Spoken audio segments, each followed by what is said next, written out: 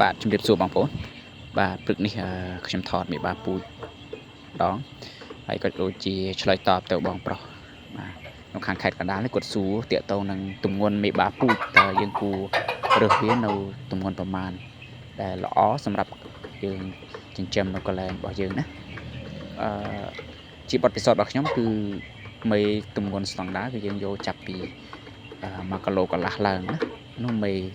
ហើយដោយឡែកសម្រាប់បាយើងយកទម្ងន់ចាប់ពី2គីឡូកន្លះឡើង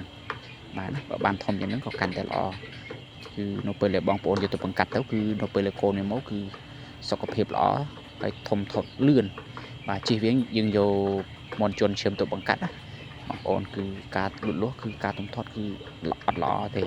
អញ្ចឹងធ្វើម៉េចឲ្យបង្កាត់ឲ្យដាច់ឈាមបងប្អូនណាកុំឲ្យវាជន់ឈាមគ្នាអញ្ចឹងខ្ញុំសូមជូនប៉ុណ្ណឹងខ្លីៗណាសង្ឃឹមថាបងប្រុសគាត់យល់ពីអ្វីដែលខ្ញុំប្រាប់នៅក្នុងថ្ងៃនេះបាទ